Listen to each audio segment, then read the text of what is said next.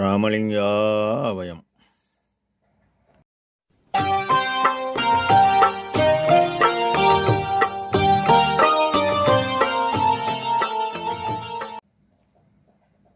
அருட்பெரும் ஜோதி அருட்பெரும் ஜோதி தனிப்பெரும் கருணை அருட்பெரும் ஜோதி எல்லா உயிர்களும் இன்புற்று வாழ்க, வள்ளல் மலரடி வாழ்க வாழ்க.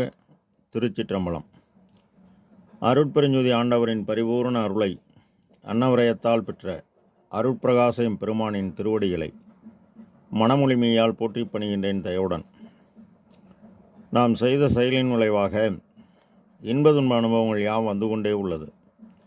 அவ்வாறு வருகின்ற துன்பம் யாவும் பொறுத்து எல்லா உயிரும் இன்பமாக வாழ எண்ணி நாம் செயல்பட்டாலே நமக்கு ஆன்ம லாபம் கூடும்.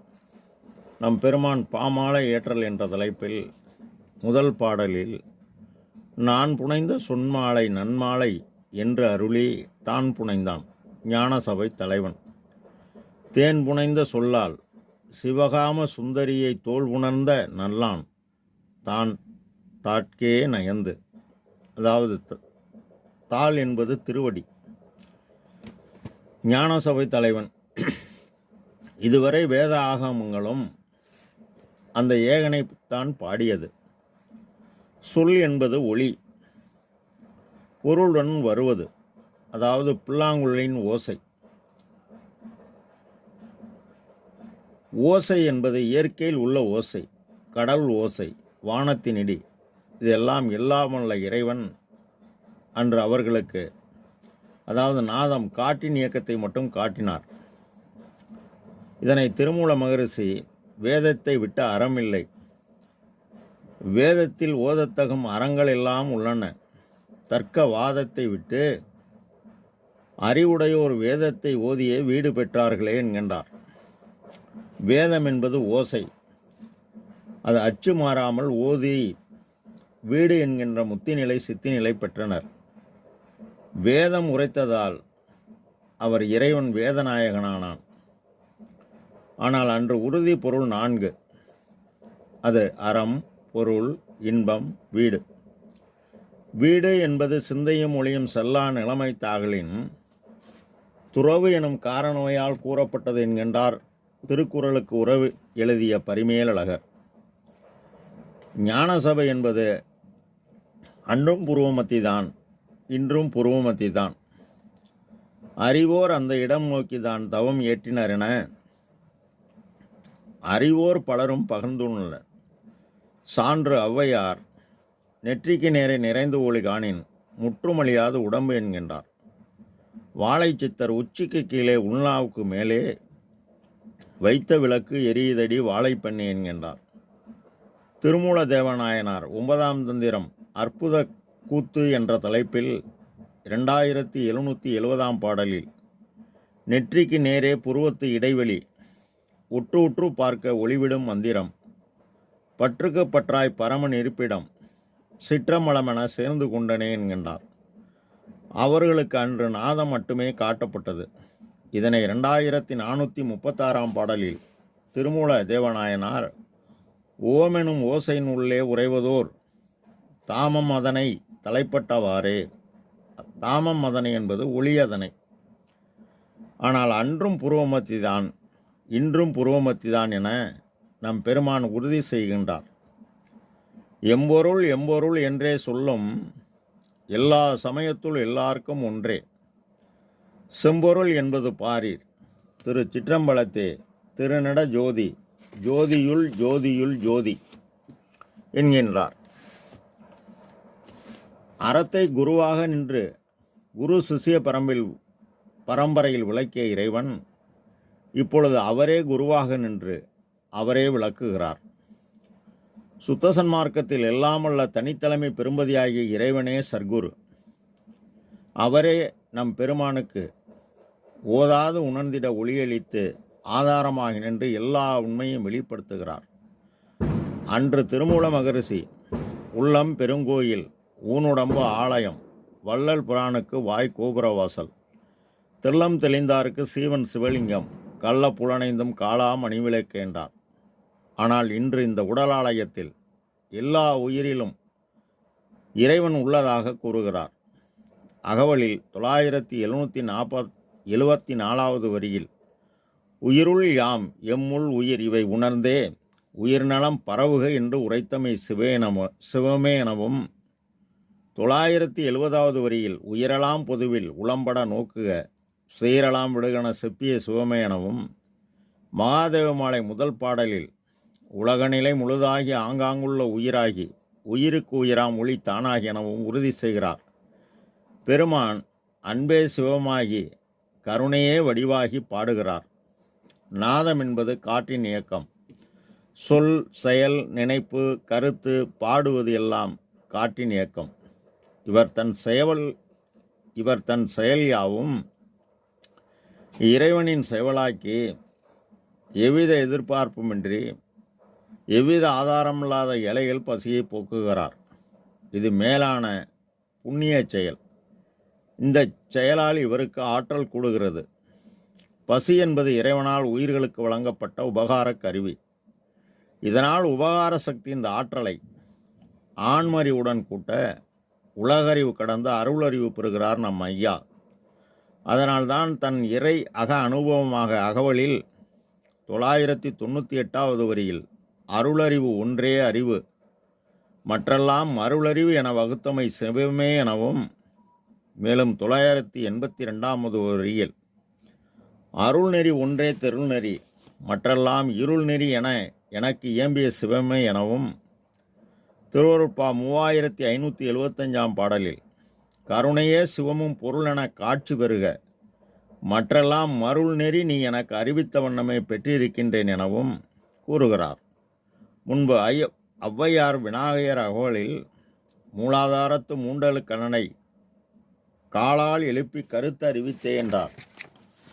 திருவள்ளுவ நாயனார் இதனை உறுதி செய்கிறார். 3ஆம் தந்திரம் பிரணயாமம் தலைப்பில் 571 பாடலில் ஏற்றி இறக்கி இருகாலும் பூரிக்கும் காற்றை பிடிக்கும் கணக்கறிவார் இல்லை. காற்றை பிடிக்கும் கணக்கறிவார்க்கு கூற்றை உதைக்கும் குறியதுவாமே அன்று அவர்கள் பெற்ற நிலை மரணமிலா பெருவாழ்வு.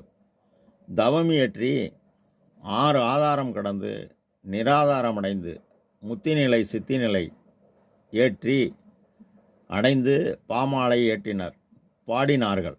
ஆனாலும் அவர்களுக்கு இறைவன் காட்டவில்லை தன்னை.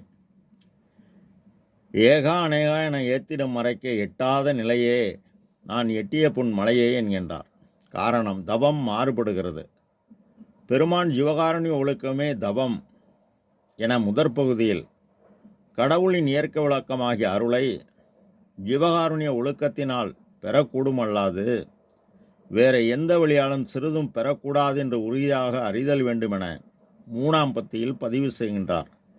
மேலும் ஜீவகாருண்ய ஒழுக்கம் இல்லாமல் ஞானம், யோகம், தவம், விரதம், ஜபம், தியானம் முதலியவை செய்கின்றவர்கள் கடவுள் அருளுக்கு சிறிதும் பாத்திரமாகார்கள் என உறுதிப்படுத்துகிறார்.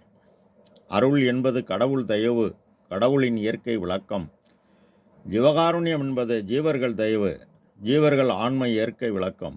எனவே சிறிய தயவு கொண்டு கடவுளின் பெரிய தயவு பெற்று அனுபவமாலை 5796 பாடலில் வான் கொடுத்த மனுமன்றில் திருநடம் புரியும் வள்ளல் எல்லாம் வல்லவர் நன் மலரெடுத்து என் உள்ளத்தே தான் கொடுக்க நான் வாங்கி தொடுக்கிறேன் என்கின்றார். ஞான சபை தலைவன் யார் என உரைநடை பகுதி 353 பக்கம் 8 சிருஷ்டி நியாயம் என்கிற தலைப்பில் ஆகாசம் அனாதி, அதுபோல் அதற்கு காரணமான பரமாகாச சொர்பராகிய கடவுள் அனாதி, அனாதியாகிய ஆகாசத்தில் காற்றும் அனாதி, அனாதியான வெளியில் காற்று எப்படி அனாதியோ அப்படி கடவுளிடத்தில் அருள் சக்தி அனாயாய் இருக்கின்றது. சுத்த சன்மார்க்கம் என்பது கண்டத்திற்கு மேல் இந்த பிண்டமாகிய உடல் ஆழத்தில் அண்டமாகிய தலையில் தலை உள் திருச்சிற்றம்பலத்தில் நடனமாடுகிறார் எல்லா உயிரினும். இதனை 133 நடராஜர் அலங்காரம் என்ற பாடலில் உறுதி செய்கின்றார். ஆடும் கருணை திருநடத்தீர் ஆடும் இடம்தான் யாது என்றேன், பாடும் திருவும் சவுந்தரமும் பழகும் காட்டும் இடமென்றார். நாடும்படி எனக்கு அருள் என்றேன். நங்காய் முன்பின் ஒன்றாய் ஈடு உந்திய பல் நடுவுள்ளதால் என்றார் தோழி இவர் வாலி என பதிவு செய்கின்றார். அதாவது தனித்தலைமை பெரும்பதி எல்லா உயிரிலும் நீக்கமர திருச்சிற்றம்பலமாகிய புருவமத்தியில் உள்ளார் என்பதை உணர்வதே ஈஸ்வர பக்தி. இதனை நம் பெருமான் மரணவேதனை ஜனன வேதனையை தாண்டியது பசி வேதனை என்பதை உணர்ந்து எல்லா உயிரும் இன்பமாக வாழ 23,867 வைகாசி 11 சத்திய தர்மசாலை நிறுவி கோடான கோடி வறியவர் பசிப்பினியை நீக்குகிறார். இவர் செய்த பரோபகார செயலால் இவருக்கு ஆற்றல் கூடியது. இந்த ஆற்றலை உபகார சக்தி ஆன்ம அறிவுடன் கூட்டுகிறது. ஆன்மாவின் இயற்கை குணம் தயவு. அது மேலும் கூட உலகறிவு கடந்த அருளறிவு பெற்று எவ்வித பிரதிபலன் எதிர்பாராது துன்பம் மறுத்து ஒரு சிவ துரியம் எப்போ கூடும் என்கின்ற நிலையில் 4192 பாடலில் கல்லாய மனம் கரைய பொன்னொழிதான் கண்டது கங்குளும் வெண்டது தொண்டர் பல்லாரும் எய்தினர் பாடி நின்று ஆடி பரவுகின்றார் அன்பு பிறவுகின்றார் என்கின்றார்.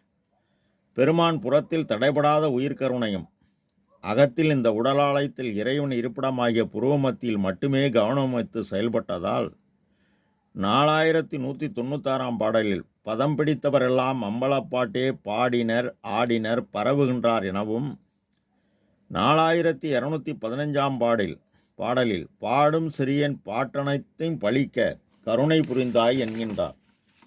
4240 பாடலில் யான் வணைந்து பாட்டை புனைந்து பரிசளித்த பரமையான பதிக்கொடியே என்கின்றார். அதனால்தான் இயற்கை உண்மை கடவுள் நான் புனைந்த சொன்மாலை நன்மாலை என்றருளி தான் புனைந்தான் ஞானசபை தலைவன் என்கின்றார். தேன் புனைந்த சொல்லால் சிவகாம சுந்தரியை தோல் புணர்ந்த நல்லால். சொல் என்பது பேசுவது, பேசுவது செயலாகி செயல் அனுபவமாகணும். திருவள்ளுவர் சொல்லுதல் யாருக்கும் எளிய அறியவாம் சொல்லிய வண்ணம் செயல் என்பார்.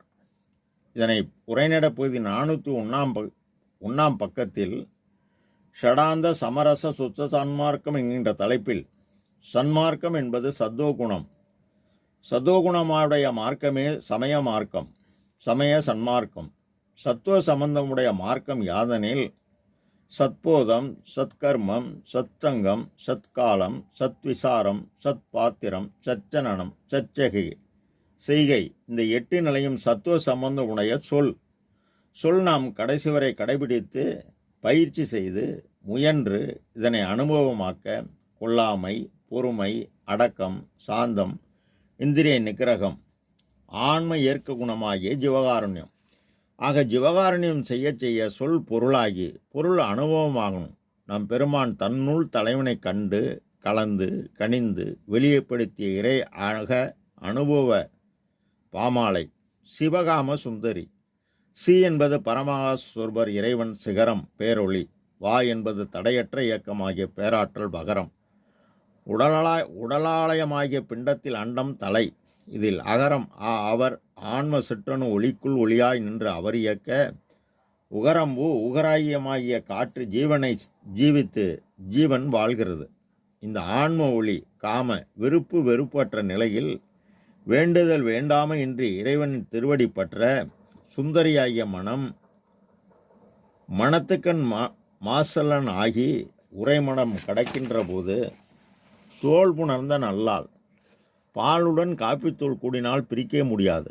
அதுபோல இவருடைய தயவு ஒளி இவருடைய அருள் ஒளியுடன் இறைவனின் தயவு ஒளி வந்து கூடியவுடன் தான் தனக்கே நயந்து தான் பேரொளி இவருடைய ஆன்ம சிற்றோடியுடன் கலந்தது.